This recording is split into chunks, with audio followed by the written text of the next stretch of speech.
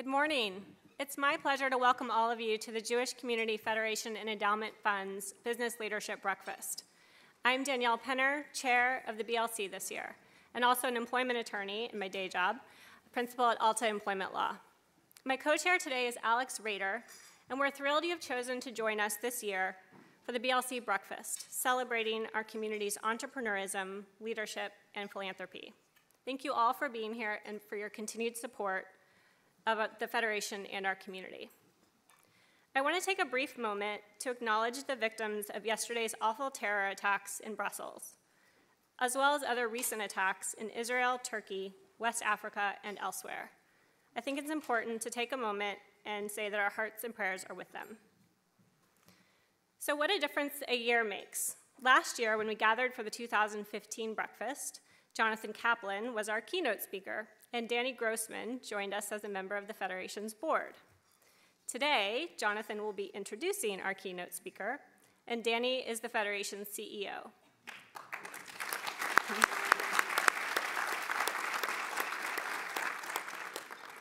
Moving the Federation forward in an exciting direction. Danny will talk about what that means a little later in the program. So over the last year, we've been working hard to, I guess you could say, revamp BLC.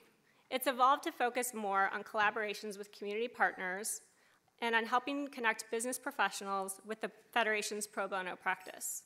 And we've also developed the business referral communities. I invite you to learn how you can leverage your skills and join this group of phenomenal professionals who have been giving back over 2,000 hours of free time valued at nearly $700,000 on over 175 projects. Alex and I have both offered pro bono services through this program and found it to be extremely valuable. So if you're interested, I'm sure that we will get your name by the end of the program and hook you up with a deserving organization. The changes over this last year have enabled BLC to give its members more of what they're looking for and also align members' interests with what the Federation is trying to do in terms of mission and values. This morning, we are thrilled to have an outstanding speaker who founded a nonprofit after a successful career as an entrepreneur, and two honorees, not just one this year, who have built their lives and business and philanthropic philosophy after immigrating from the former Soviet Union.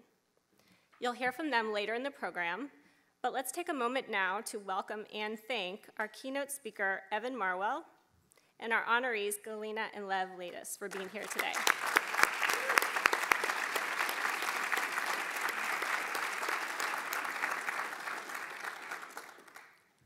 We're also honored to have with us here today three representatives from the Israeli consulate.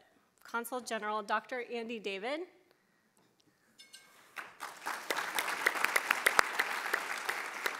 Deputy Consul General Ravit Bear, and Consul of Economic Affairs Gili Ovadia. Also joining us today are several past board chairs of the Federation who have dedicated significant time to strengthening our community. Adele Corvin,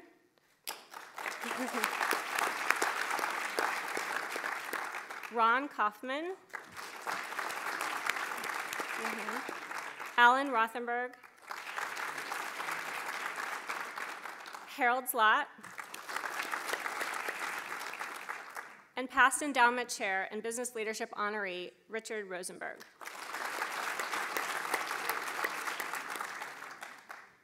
And welcome to our current Federation board members, members of the BLC committee, and all committees, and all of our pro bono consultants. Thank you all for being here.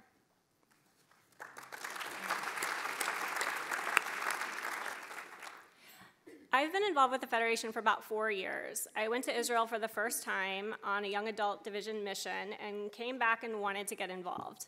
BLC seemed like the perfect fit, having my own law practice, and I jumped right in. I joined the programming committee, then spent a year on the steering committee, and now I'm serving as BLC chair. It's a great honor, and we all have different paths to leadership, and Alex will now speak a little bit about his. Good morning. Thank you, Danielle. I'm Alex Rader, I'm managing principal of Phoenix 2.0, an IT consulting firm focusing both on commercial entities and nonprofits that want to eliminate the drama often found in IT. Like Danielle, my involvement with the Federation began in 2009 when I joined a young leadership trip to Israel, sponsored by the Jewish Agency for Israel and the Federation. The trip was followed by participating in the Federation's Russian Engagement Impact Grants Initiative, joining the Board of Governors, chairing Mishmash, the Russian Jewish Community Committee.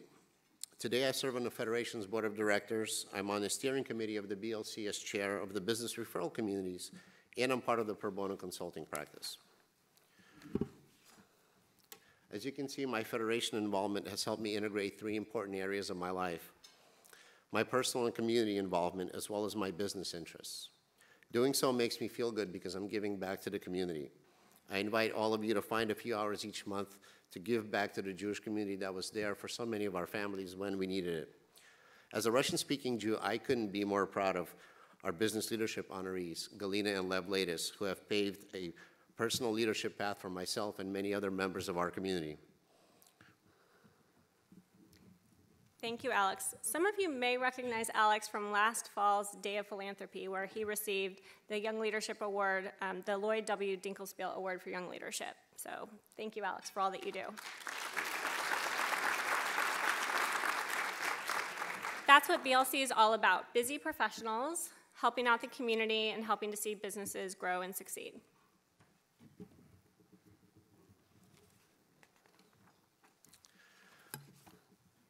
Today, it's the eve of Purim, the day we celebrate joining forces to achieve something greater than ourselves. On your tables, you'll notice we've placed Purim groggers. In lieu of the usual usage, this morning let's use them to make noise when we hear something we like. Or you can always applaud if you wish. The breakfast wouldn't be possible without the support of our sponsors,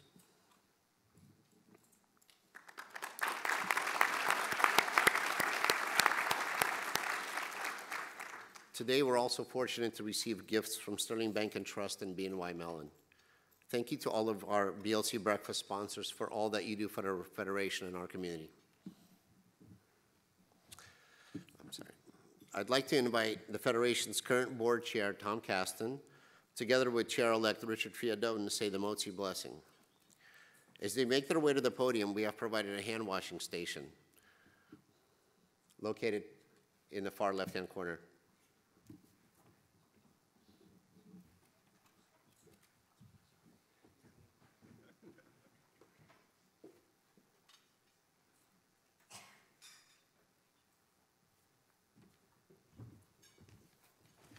Good morning, everybody.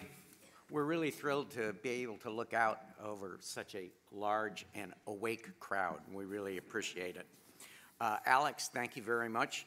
I'm sure many of you know the motzi is the blessing that the Jewish people say before eating the bread that we are going to share together this morning. So we hope you will join us, and I believe the transliteration is supposed to be up on the screen, and there it is. So,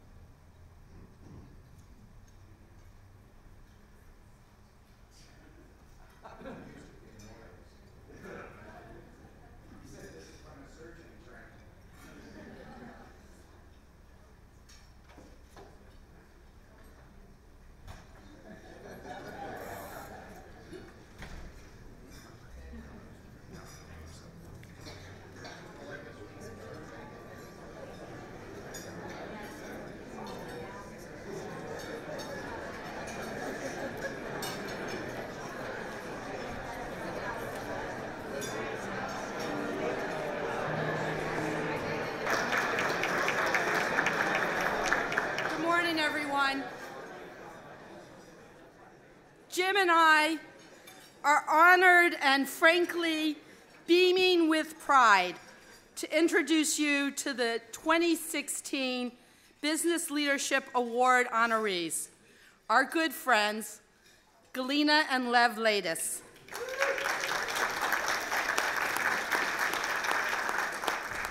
Entrepreneurs technologists, advisors, investors, and philanthropists.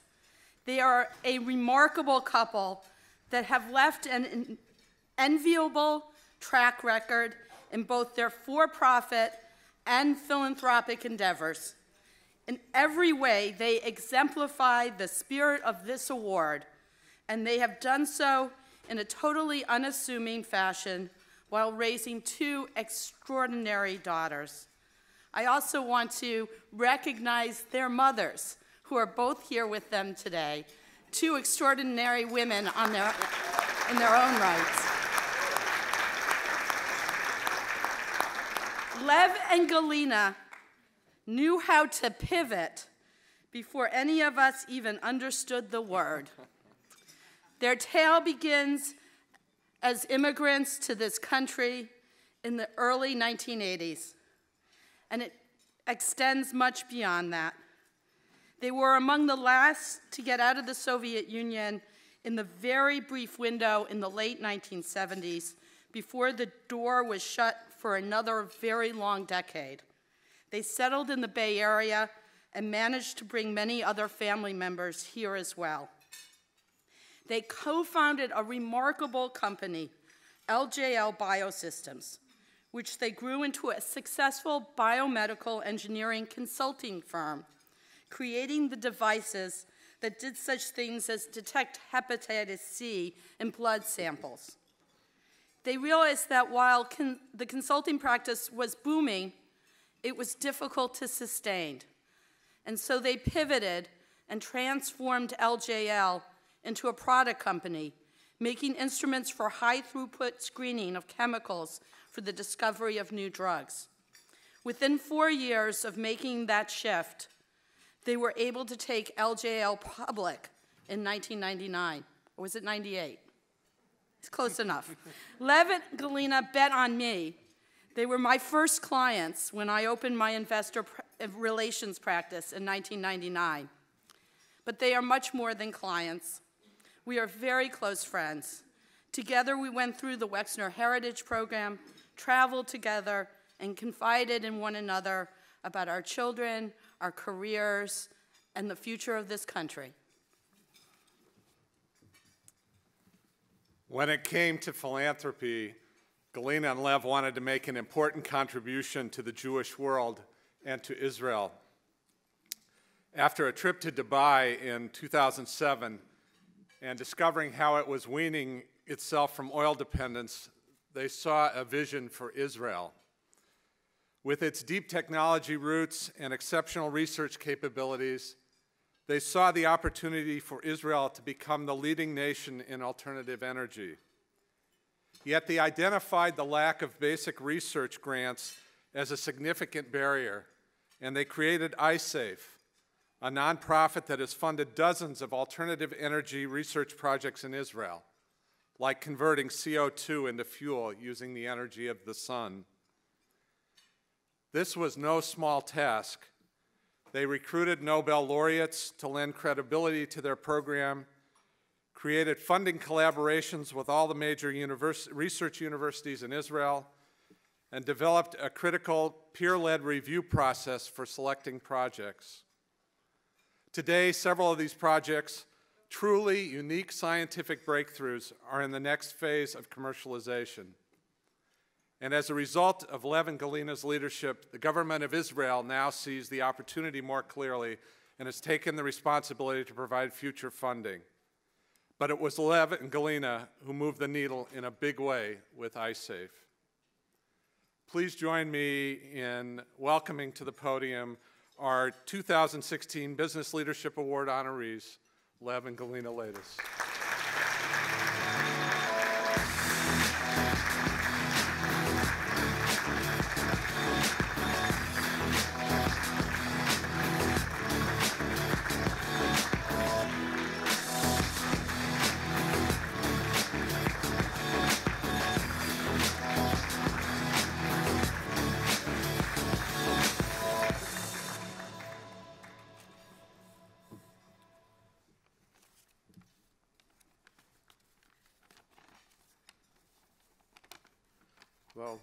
Jim and Daryl, thank you very much.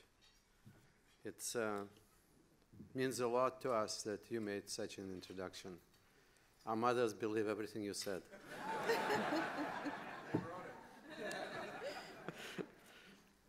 This is an exciting day for us and a huge honor to receive this leadership award. Galina and I arrived to this country, like many others, with $300, good education, and a 2-year-old. We had no job waiting for us. We had no references. We didn't graduate from recognizable universities. We had no network.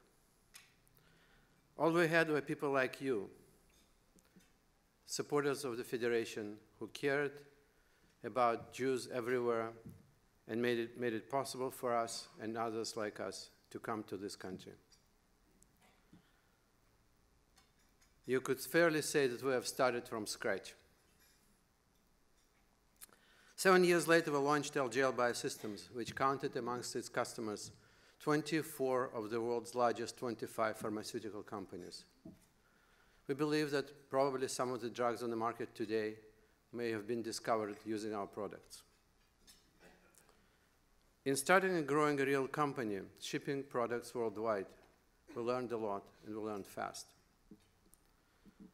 All of that business experience served us extremely well when we decided to start ISAF, which is an acronym for Israel Strategic Alternative Energy Foundation.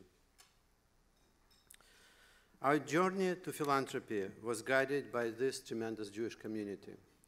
Many people played key roles in our growth, people like Carol Saul, Phyllis Cook, who is here with us today, Abe Sofer, who is also here with us today, who has been a dear friend and neighbor for many years, and many others. Galina was serving many years on the Federation board. I'm very proud to serve on the Endowment Committee. We were very excited to learn that we were the first Russian Jews to be accepted into Western Heritage Program and graduate from it. Our daughter, our oldest daughter, was the first Russian Jewish child at our congregation Beth Am who had bat mitzvah there. We like impactful projects. Leaving Soviet Union was one of those. Starting a tech company in the United States was another.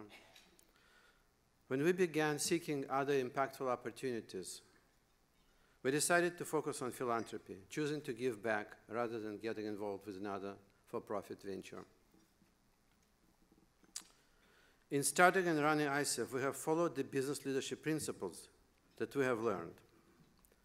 So I was asked to share my thoughts on leadership, so for what it takes. I think leadership is doing 5 things very well. Number 1, selecting the right objective that will resonate with people and make a big difference. Has to do both. Develop a plan based on a strategy that has high probability for success, not just any plan. Recruit the right team that would be excited about both the objective and the strategy. Know what you don't know. We don't know everything, I don't know everything, and my goal was to always bring people around me who can cover all the bases. So for example, we had 3 Nobel laureates, we had 90 scientific experts from 15 countries, and top business people all joined ISAF team as volunteers. Number 4, demonstrate success early on, even on a smaller scale. And number 5, obvious, build on that success. So ISAF has funded 24 research projects, 14 are completed now. Companies are being started based on research that ISAF has funded in Israel. And additional research funding is now being provided by Israeli government to universities. With that, I'm going to turn it over to Galina.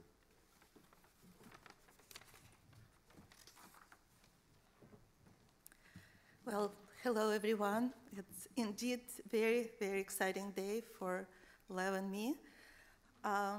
Thank you for this very special honor. You probably wonder how and why ISAF started.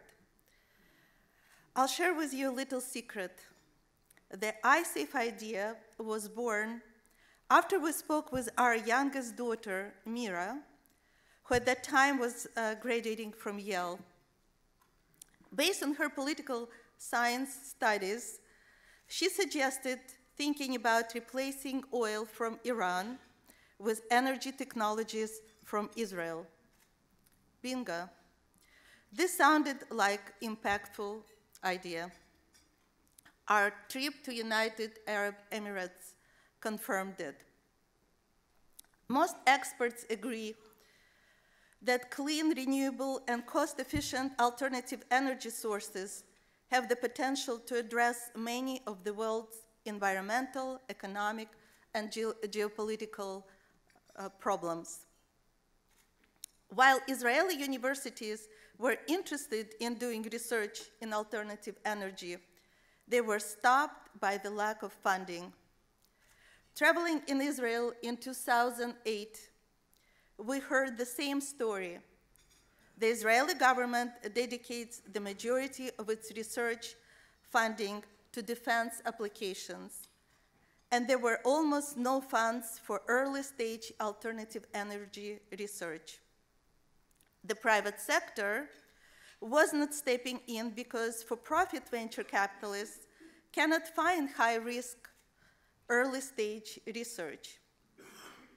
There was a clear gap between government and private funding sources. So we decided that iSafe's mission would be to build a bridge over it. And that's what we did. It was a lot of hard work. We approached iSafe as another startup, following the leadership principles as Lev just outlined. Israel now firmly on the world's map as a reputable leader in alternative energy. In the last 3-4 years, Israeli universities have launched alternative energy research centers of excellence, and scientists are starting companies based on research work funded by iSafe. The Israeli government has recently formed a new Fuel Choices Initiative, patterned in part after iSafe's successful model, funding alternative energy research and commercialization. Its chairman, Eyal Rosner, has named iSafe as a catalyst in making all this progress possible. Without a doubt, iSafe fulfills its mission to bridge the funding gap. We're getting ourselves out of business. Moving to others. The Federation has played a key role and has been an enabling partner in our philanthropic endeavor. There is a long list of people to thank. Many of you are in this room, and you know who you are. I want to specifically thank individuals who were key to iSafe's successful launch. Early visionary philanthropic partners such as late Warren Hellman, Steve Grant, and Jim Koshland, who was the president of the Federation at that time. Special thanks to 3 Nobel laureates who volunteered to serve on iSafe Scientific Advisory Board: Paul Berg, Roger Kornberg, Alan Higger, Jim's cousin, among so many other volunteers. We're fortunate to have Steve Rossen as iSafe's director. Without our partnership with the Federation, as well as support from this community in general, none of our accomplishments for which we're being honored today would have been possible. Thank you. So we have the advice to leaders who are planning to start an impactful project is to see how you can engage this amazing partner, the San Francisco Jewish Community Federation. Thank you again for this amazing honor. Thank you.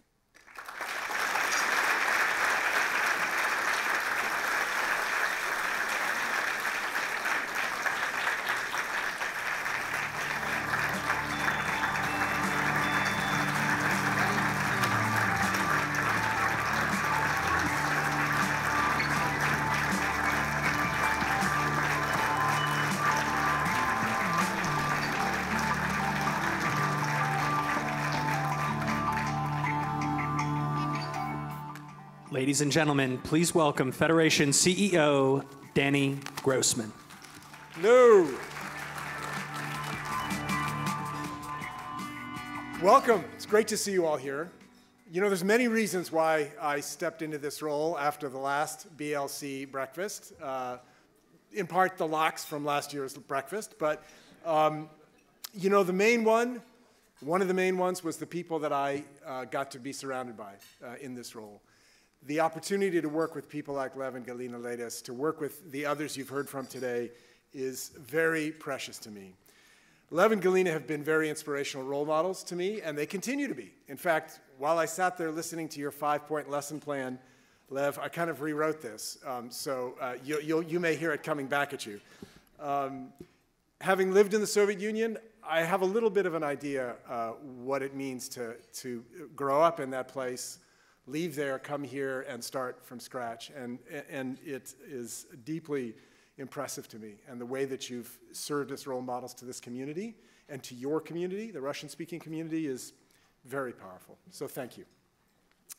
Thanks also to Danielle and Alex for chairing this breakfast so ably, and to Danielle for chairing BLC. Thank you for all that you do for our organization. And to Jim and Daryl, you're gems in this community, and everything you touch gets better. So keep touching things around this community, please.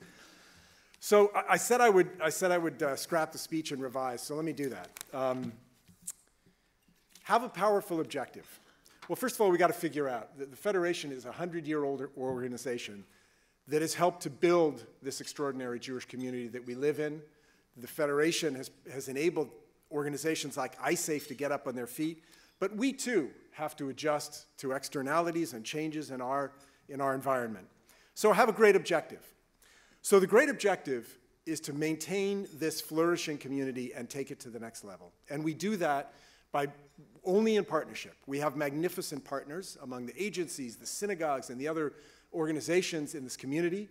So together, we collaborate, we plan, we fundraise, and we support those institutions, organizations, and projects that we know are important for this community. Make sure that you have a high opportunity for success, I think you said, Lev. Absolutely. First of all, we're starting with the right raw material, right? You yourself said we have an extraordinary community, and bringing them together makes powerful things happen. I was in the office of the Haas Jr. Fund yesterday, and on their wall, it says, "Great things happen when communities come together." Walter Haas Jr. That has sustained this community for the last 100+ years. Get a great team. We have a great team, and it's going to get better in about 10 days. We have Chief Philanthropic Officer Joyce Sasiski, who's coming from New York to augment our already great team, and so I think we're pulling that together just as you suggest. Know what you don't know. Still trying on that one. There's a lot I don't know, even after many years on the board before stepping into this role. But surround yourself with good people to figure out? Absolutely. Many of them were mentioned up here. All of our past presidents, Adele Corvin, and Alan Rothenberg, and Harold Zlot, and Richard Rosenberg, and Tom Kasten, our current chair, and Richard Feodotin, and there's one other past president who's here, and Ron Kaufman, of course. So all of those people and many others in this room and outside of this room, trying the best I can. Early successes. Good. Now let me get back on topic here, because my speech did overlap a little with yours. So early successes. I said we couldn't do this unless we did it in partnership. So not long after I arrived, one of our very generous donors, Varda Rabin, said, "I would like to sponsor the Irving Rabin Community Building Mission to take 25 leaders from the San Francisco Jewish community, bring them to Israel with 15 board members from those organizations, and build community together. Study the practice of it and actually do it and generate ideas." So the first thing I said was, please say that we can only start in San Francisco and then we're going to move throughout our Federation region. She said, absolutely. The second thing I said, do you have any idea how high the stakes of this are? To bring 25 leaders from this Jewish community and bring them all together and try and make it work. We came back 10 days ago. To say that it was a love fest probably undersells it. The people in this community that run the institutions that you know and love, from Congregation Emmanuel to the Jewish Vocational Service, to Urban Adamah, to Wilderness Torah, to Jewish Family and Children's Service, to Congregation Beth Shalom. We have extraordinary leaders in this community, and we all know and we all acknowledge that we will be better together. And the way that we worked together and collaborated on that trip, I think, is a bellwether for where we're going in the San Francisco community and then very soon beyond as well. So that's an early success. Other early success. When I came aboard, all I heard about was the challenges on the campuses based on the boycott, divestment, sanction movement. My son is a freshman at Tufts right now, and as if I didn't hear enough, now I hear from him about what it's like to be a Jewish student connected to Israel in whatever relationship they have, and to see this cacophony and these fires raging in the background. And our reaction was that while others are tackling the BDS movement and challenge, which is important, that what's really important is to make sure that our kids have a positive connection with their Jewish identity and a relationship with Israel. Really important. And when we convened the Hillel directors, by the way, another group of gems in this community, you have no idea how lucky we are to have those extraordinary leaders. We asked them, what would you do? And they said, well, here's some ideas. They put together a proposal. We vetted it. We worked with JCRC on it, which was fighting the BDS approach. And now we're collectively funding it with Hillel International, all very collaborative. So early success, absolutely. Indicator of what the Federation must be as a convener, a collaborator, a funder, absolutely. So I think your final advice was build on it. So I better go now and we better go now and start building on it. But that gives you an idea of what Federation Forward looks like. A collaborative approach to building this community and taking it to the next level. You'll hear more about other initiatives soon. For the moment, I'm excited to say that we not only have an extraordinary community that helped you build iSafe, but we have extraordinary community members that are just starting to learn about us and become engaged with us. And I'm so excited in that context that both Jonathan Kaplan and Evan Marwell are here today to share some of their thoughts. Actually, it's Evan who's going to share his thoughts, and Jonathan will share his thoughts about Evan. But I want to thank them both for being here, and I want to thank you all for being here and look forward to seeing you well before next year. Thank you. Ladies and gentlemen, please welcome to the stage Jonathan Kaplan.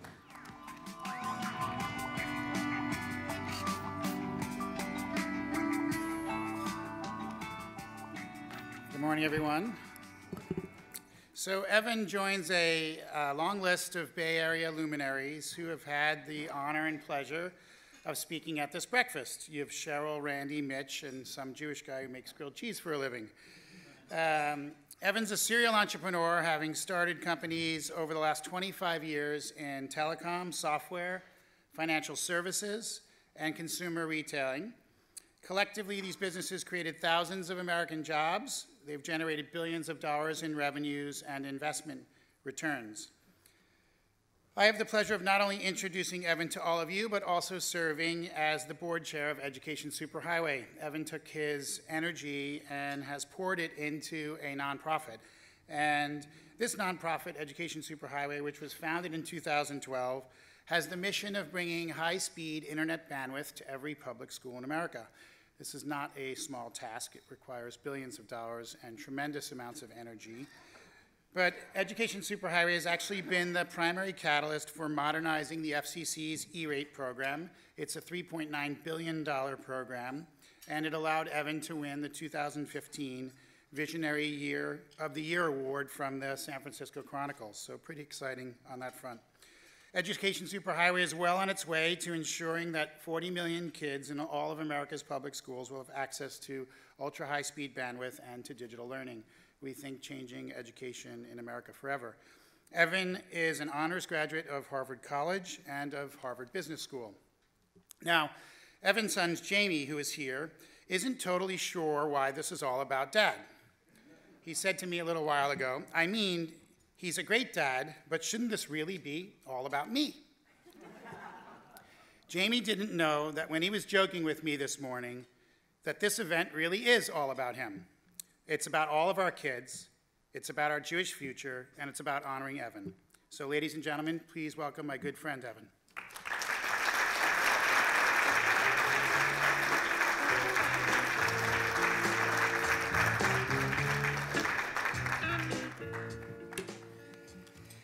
I'm going to move these over here.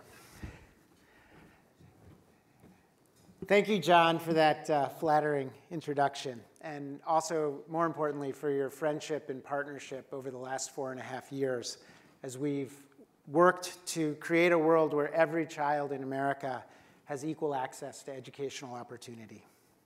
Thanks also to Danny, who called me several months ago and offered me this great opportunity to be here today, and to the Federation as a whole for allowing me to speak to you.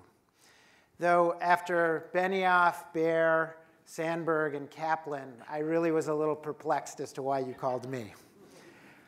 You know, it certainly was not because of my religious conviction.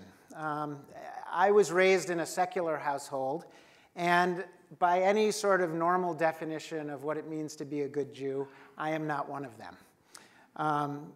As my friend Rabbi Bauer, who was here but left before my speech, I'm not sure what that says, would tell you, you know, he's probably only seen me in temple maybe 3 or 4 times in the 13 years that I've lived in San Francisco, and each of those was for somebody's bar or bat mitzvah.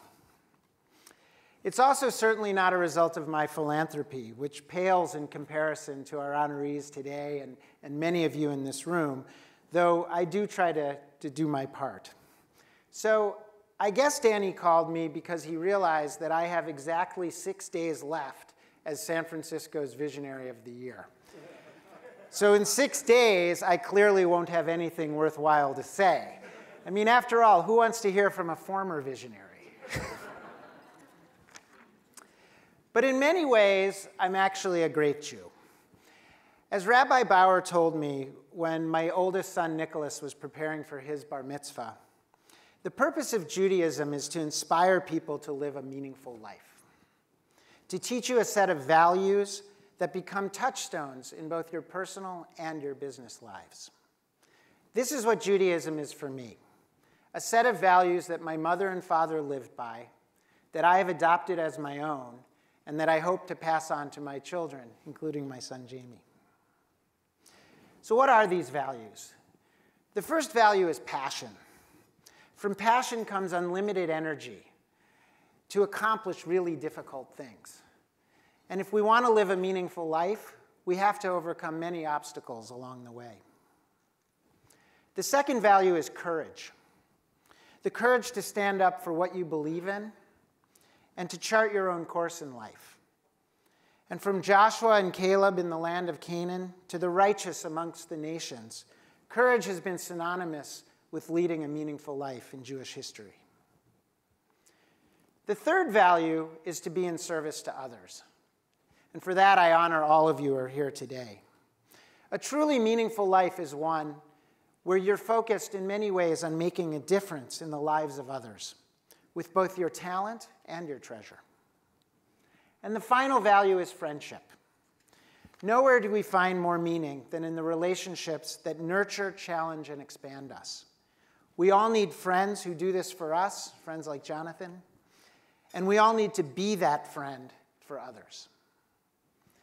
Now, as an entrepreneur, I've been fortunate to have had the opportunity to define my professional career by these values. Passion and courage are table stakes for an entrepreneur. And no entrepreneur can succeed without an incredible group of friends and family to challenge, nurture, and support you.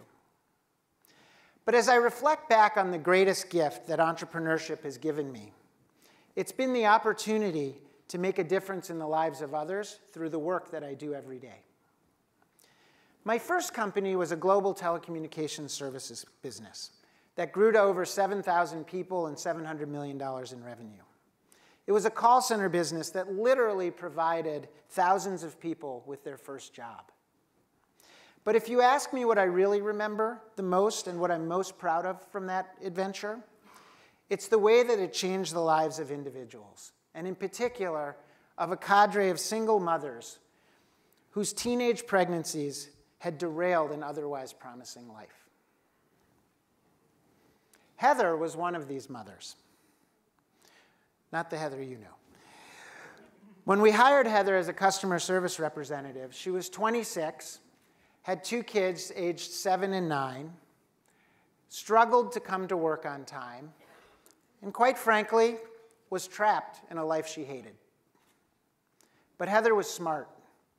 And when she was on her game, she was one of our best customer service reps. Unfortunately, life happened to Heather.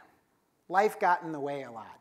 And so Heather, for the first year and a half she was with the organization, was on and off probation. Then one day, Heather was talking to the woman who was in charge of our computers and our databases. And she learned that we had an opening for an entry-level job in database administration. To Heather, this was an opportunity to earn more money and maybe develop some new skills. So she applied for the job, and based on her potential that we knew she had and her tenure with the organization, we gave her a shot. 3 years later, Heather was in charge of database administration for my company and had created a new life for her kids. She was among the first group of people in the company to reach 5 years in tenure. And at the celebration we had for them, she told me a story that is emblematic of the life-changing impact that a job can have. You see, this was the mid-90s. This was before everybody had a computer in their house. But that night, Heather told me, and she was beaming with pride when she told me this, that she had just bought her 2 kids a computer. They were the first in their neighborhood that were going to have access to all that a computer could do for you. And she was incredibly proud of the fact that she knew she was setting her kids on a new trajectory in life, and that she was becoming a different kind of role model for them, showing them that they too had access to the American dream of a better life. These are the things that happen when you lead a meaningful life. So 4.5 years ago, when I stumbled upon the opportunity to make a difference in the lives of 50 million kids, I jumped at the chance, founding Education Superhighway and beginning my second career as a social entrepreneur. As John said, at Education Superhighway, our mission is to upgrade the internet access in every public school classroom in America, so that all students have the opportunity to take advantage of the promise of digital learning, of technology in the classroom. This is a mission designed to lay the foundation for equal access to educational opportunity, regardless of how rich you are or what zip code you were born in. Because once you have high-speed internet access in the classroom, you unlock the ability of technology to transform teaching and learning. Across the country and right here in San Francisco, we're already seeing the potential of digital learning. We're seeing instruction personalized to the level of each child. Teachers with the data to know who got it and who still needs help to understand. Gifted kids with the ability to move forward at their own pace that keeps them excited about learning. And teachers with the time to work in small groups or even one-on-one with students that are struggling. We're also seeing meaningful gains in student performance, with a recent study showing that students in digital learning classrooms are passing state exams at a rate that is 20 to 30% higher than those in traditional classrooms. This is the promise of digital learning, and this is how we can transform teaching and learning if we can successfully integrate technology into our classrooms. And in my mind, there's nothing more important for the future of our nation than figuring out how to better educate our kids. Now, the good news is we're at a tipping point moment for making digital learning a reality. We have teachers who are comfortable with technology venture capitalists who are pouring billions of dollars into ed tech content and applications, and perhaps most importantly, kids who know how to use an iPad before they know how to use the toilet. So given all this, why isn't digital learning taking the nation by storm? Well, the short answer is bandwidth. Without robust internet access, our kids are unable to take advantage of the power of technology to transform teaching and learning. And when we started Education Superhighway in 2012, 40 million kids in 70% of our school districts across the country did not have the speed they needed. In 2012, the typical school had the same amount of bandwidth that most of you have at your home, but they had 100 or 200 times more people trying to use it. And 40% of our schools had absolutely no Wi-Fi in their classrooms, while 3/4 of them did not have enough Wi-Fi to allow every kid to have a device. Finally, schools couldn't actually afford the broadband they needed. The average school was paying $22 per month per megabit for their bandwidth, which is like you and I paying $500 a month for a cable modem. It was just too expensive. So in 2012, we set out to change this. We set out to upgrade America's schools with the goal of finishing the job by 2020 and then going out of business. I'll come back to that last point in a moment, as I think it actually has some important lessons for both nonprofits and philanthropy in general. As we set out on our mission, we quickly realized that no one was paying attention to this problem. As the Chief Technology Officer of America, who I had the pleasure to meet along with Jonathan back in 2012, said to me, all our schools have broadband. And that was true. 98% of our schools had a broadband connection. But as I said before, they basically had a cable modem for 500 people. It wasn't enough in the new world of technology in the classroom. So we launched something called the National School Speed Test, a website and marketing campaign to measure the bandwidth in America's schools. And 14 months later, over 800,000 people in 35,000 schools across the country had tested their broadband. And what it showed was that less than 1/3 of our schools and only 10% of our kids had access to the speed they needed. We took this data to the White House, and it became the catalyst for President Obama launching his Connect Ed initiative to bring high-speed broadband to every public school classroom, an initiative that he's talked about in his last 3 State of the Union addresses. So now we had people's attention. The next thing we needed was money. The good news was that, as Jonathan mentioned, the Federal Communications Commission had a 17-year-old program called E-Rate that provided funding for broadband in schools. The bad news was it wasn't particularly effective. Over $1 billion of the then $2.4 billion a year program was being spent on phone service, not something that was actually improving teaching and learning. So over the next 18 months, we worked with the FCC to modernize the program.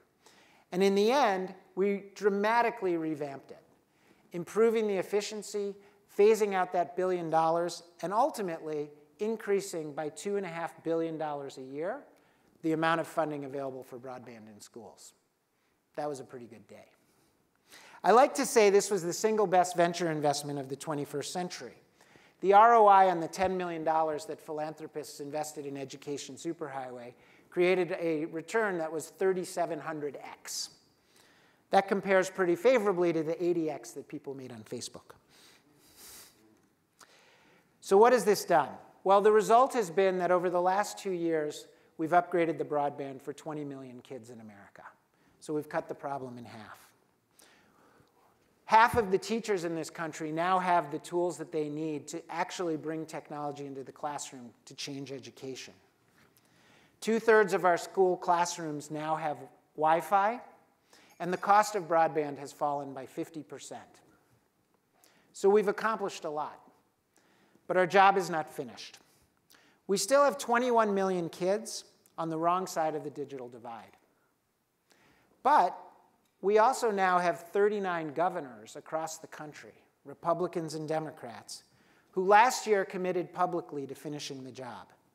And many of them have already begun to take significant actions to finish upgrading the schools in their states. So as a result, I'm growing increasingly confident that we will reach our goal of ensuring that every kid has access to broadband and the power of digital learning by 2020. These are the things that happen when you lead a meaningful life. Now, in this room filled with people who are committed to leading a meaningful life, I thought I would finish by sharing a few perspectives on how we might increase the impact of philanthropy and the nonprofit sector. As I mentioned earlier, when I started Education Superhighway, I did so with the idea that we would go out of business in 2020, much like you are. In essence, we were a purpose-built nonprofit, created to solve a specific problem in a finite period of time. And though I didn't realize it at the time, setting a high-impact, achievable goal as our mission and limiting the lifespan of our nonprofit would be a tremendous enabler of our success. How is that? Well, first, it's allowed us to maintain a laser-like focus on our mission and to avoid one of the greatest challenges that faces most nonprofits, mission creep. It turns out when you only have a set number of years to finish your job, it's pretty easy to say no to people, even funders, and that's been hugely important. Being a purpose-built nonprofit has also allowed us to assemble an incredible team of A players that any venture capitalist in Silicon Valley would be excited to back. We did this by giving them the opportunity to accomplish something meaningful and measurable in sort of the same kind of lifetime or life cycle that it would take to do another for-profit venture. We've also been able to change the model for nonprofit fundraising. We raise money in rounds, just like a startup, philanthropic money, that gives us a 2 to 3 year runway to achieve a specific set of milestones, and then we go back and raise the next round. As a result, we spend less than 5% of our time raising money, have no development staff, and our leadership team doesn't have to spend their time focusing on how are we going to make payroll, a situation that's all too common in the typical nonprofit, which I've been told usually has about 3.7 months of cash in the bank. So there's no doubt in my mind that this purpose-built nonprofit model has significantly enhanced our impact and is an approach that most nonprofits should consider and philanthropists should embrace. My second observation is one that should be obvious to everybody who's in this room that's watched the evolution of the internet. And that is, free is fast. In education and government, the minute you charge $1 for your services, you add a minimum of a year of delay. For Education Superhighway, that means another 5 million kids who enter the school system without access to the broadband they need for digital learning. There's a reason 39 governors have signed on to our mission. Free is fast. When you walk into a governor's office and give them your pitch about all the wonderful things you're going to do for them, and then at the end you say, oh, and by the way, we're not going to charge you anything, they get very interested. So what's the lesson from this? It's something that you heard a few years ago from Sheryl Sandberg. Sustainability is the wrong goal for nonprofits. If you ask nonprofits to find a way to support themselves, you're essentially asking them to delay having the impact they were created to have. Besides, for the vast majority of nonprofits, sustainability, in my opinion, is a fool's errand. If 90% of our for-profit businesses go bust, how do we expect nonprofits to do any better? Their customers generally don't have any money. They're not really focused and built to make money. And they're generally not led by individuals who've been trained with the skills to give them a shot at sustainability. So rather than try to create an organization that can last forever, back organizations that only need to last for a finite period of time to have meaningful impact. Back purpose-built nonprofits. My final observation is really about the evolution in my personal approach to philanthropy. My experience with Education Superhighway has led me to the conclusion that my own philanthropy should really be divided into 2 buckets. The first is giving back to my local community. We all have an obligation to help those in need in our community. And the second is giving to organizations that can have impact at scale. The challenges we face in the world today are too large to waste our limited resources, both talent and treasure, on ideas that can't scale.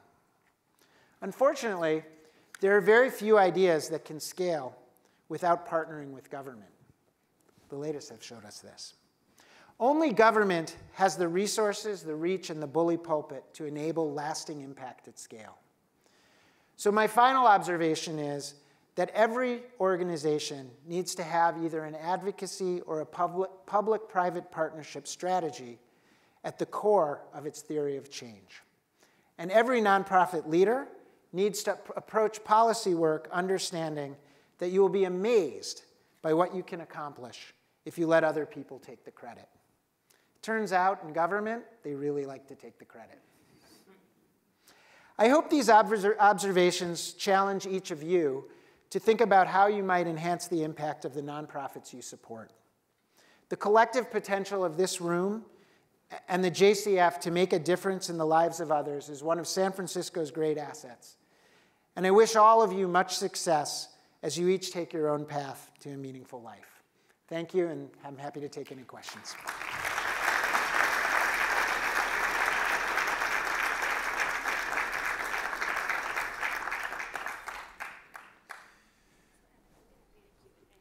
Great.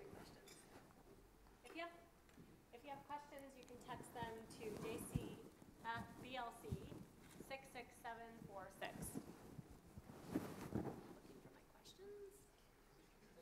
Looking for my questions.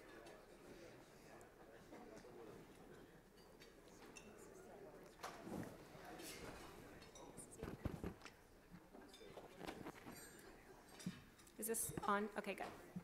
As digital learning technologies are ever evolving, how can education superhighway influence school districts to become more adaptable early adopters?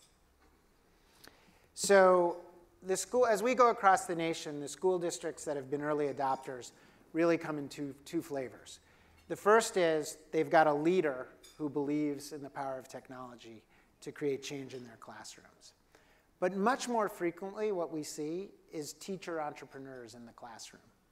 Across this country, there are teachers who recognize that technology can really make a difference, and they're being given the chance to actually experiment and try new things. So I think the way that we enable folks to be more early adopters is to give the leaders the encouragement that we know taking risk means sometimes it's not going to work, and to enable our teachers to have the resources that they need to take those risks.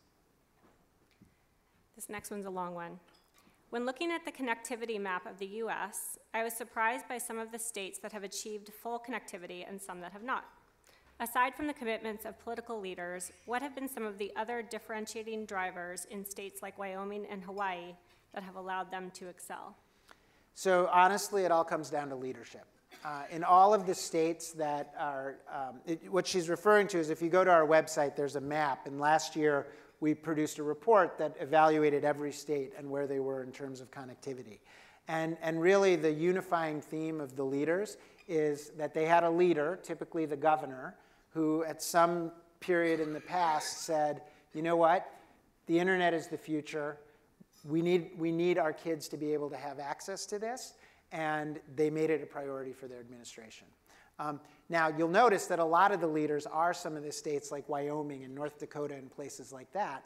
And the reason is that rural America is particularly benefiting from this, because rural America, the internet gives them the opportunity to bring experiences and classes and things that they don't normally have access to into all of their students. That was a good question. What issues affecting the Jewish community most concern you? Wow. These are not my questions, Evan. Did I mention that I wasn't a good Jew by traditional measures? I think that in the broader sort of landscape of life today, one of the challenges that's clearly rising is that of inequality. And I think that, in many ways, Jews have suffered from this challenge for a long time. Not necessarily, financial inequality, although we've certainly had that as well. But I think that, we continue to have to struggle to overcome some of the inequalities that the Jewish people suffer on a daily basis. So I think, it's been an ongoing theme and one that continues, but one that I'm hopeful about. So back to philanthropy. How is philanthropy communicated and shared within your family? And I'll take some editorial license beyond the fact that you have a successful nonprofit. So philanthropy has been a part of my life and my wife Tracy's life for a very long time. And I think that, the thing that we focus a lot on is how do we involve our kids. We of course have a tzedakah box at our table at Shabbat. But I think the thing that we're most proud of is when each of my older two children has been bar and bat mitzvahed, each of them has chosen to actually create a fund at the JCF with a part of the gifts that they've been given.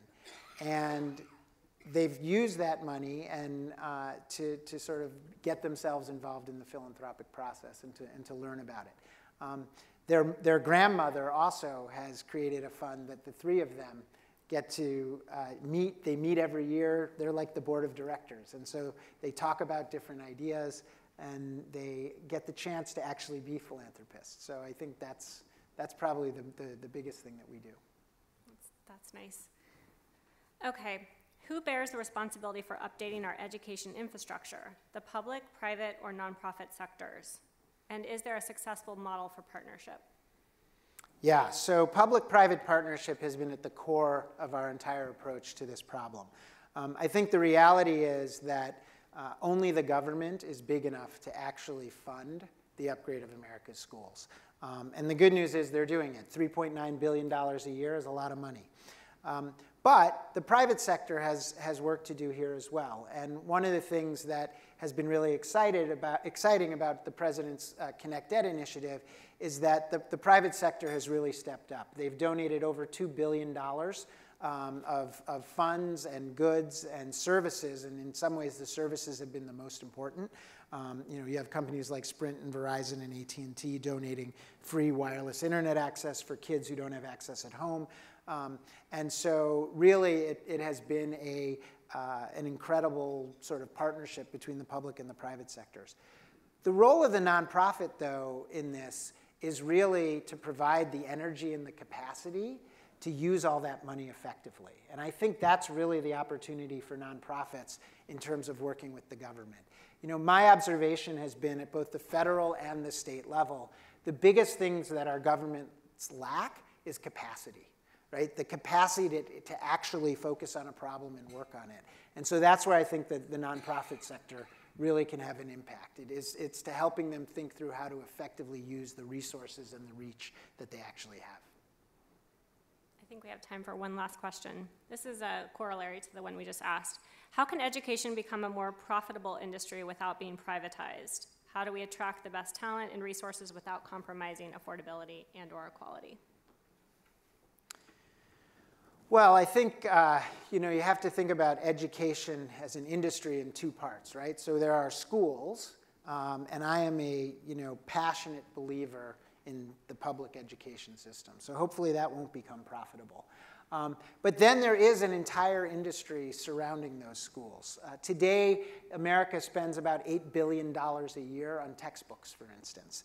And I think the most important thing that we can do in terms of the market, there's really two things. The first is, once you have broadband in the classroom, you need three other things. You need devices for every kid, you need great content and applications, and then you need professional development for teachers. The market, I believe, is going to handle the device problem. The prices have been coming down. They're under $200 a piece now. And so what we've seen is that schools have bought almost 30 million devices in just the last 2 years. So that problem will be solved. Where the big opportunity is, and frankly, I think the big opportunity for all the venture capital investment that's going in, is in the content and applications.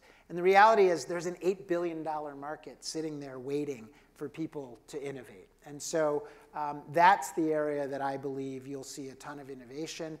We're in the first inning of that, and I think that there are opportunities for people to make a lot of money in that area. So. Great. Thank you, Evan. Thank you very much. I have a gift for you, but I'll give it to you in a second. What's that? I have a gift for you, but I'll give it to you in a second. Oh, okay.